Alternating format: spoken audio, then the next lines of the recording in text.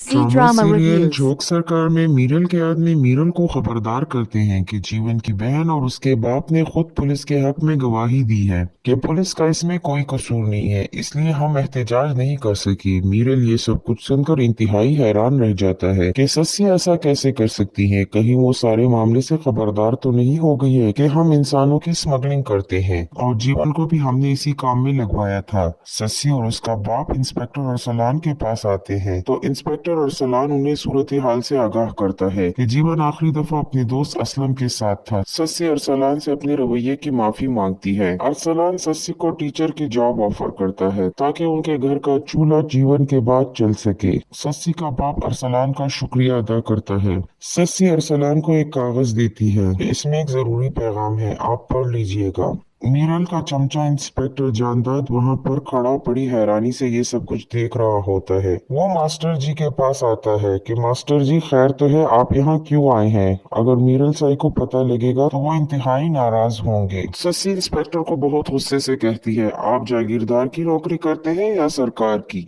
Arsalan inspector जानदाद से कहता है कि असलम को ढूंढ कर लाओ, जो आखिरी बार जीवन के साथ था, वही हमें सही सूरत हाल से आगाह करेगा। जानदाद कहता है कि असलम का इस मामले से कोई ताल्लुक नहीं। असल में जानदाद इसलिए ये सब कुछ कह रहा होता है क्योंकि असलम तो मीरल का खास आदमी है और वो कैसे असलम को पुलिस के हवाले कर सकता था। अरसलान जानदाद से कहता है कि अगर 48 घंटे में असलम ना मिला तो मीरल को गिरफ्तार करना पड़ेगा। ये सुनकर जानदाद का गला खुश्क हो जाता है कि वो मीरल पर कैसे हाथ डाल सकते हैं। दूसरी तरफ पेरल सरकार हवेली में गरीबों के दरमियान जोड़े तकसीम कर रही थी और किस खुशी में कर रही थी? पेरल सरकार और नूरी दोनों माँ बाप बनने वाले हैं। पेरल सरकार की पहली और दूसरी बीवी खड़े होकर ये सारा तमाशा देख रही होती हैं और दोनों बीवियां जल कुड़ रही होती हैं। वो नूरी को हवेली से निकालने का प्लान बना रही होती हैं कि किस तरह नूरी को वो हवेली से निकाल दें। अगर नूरी का वारिस आ जाएगा तो इन दोनों का पत्ता तो बिल्कुल ही साफ हो जाएगा। पेरल सरकार की बड़ी बीवी उसकी दूसरी बीवी से कहती है कि हमें अब नूरी के जनाजे का इंतजाम करना होगा, इसी तरह ये इस हवेली से निकल सकेगी।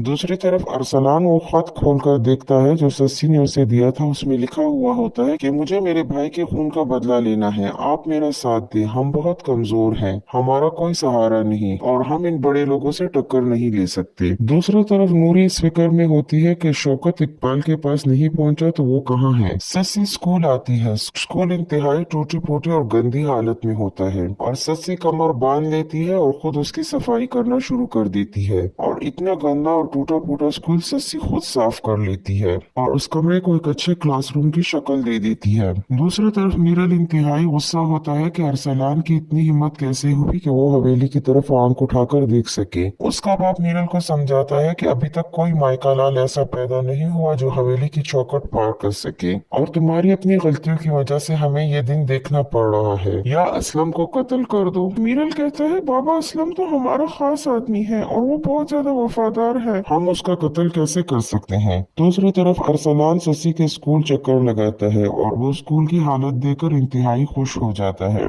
और सस्सी को नए जॉब की मुबारकबाद देता है। सस्सी अरसलान से कहती है, मुझे यकीन था कि आप जरूर आएंगे, स्कूल का चक्कर लगाएंगे और मुझे आपसे एक जरूरी बात करनी थी नूरी के बारे में, जो अब पेरल साई की बीवी है, क्योंकि नूरी को पता लगवाना है कि शौकत कहाँ है और आप इस मामले में हमारी मदद करें। मजीद ड्रामा रिव्यूज के लिए मेरे चैनल को जरूर लाइक एंड सब्सक्राइब कीजिएगा।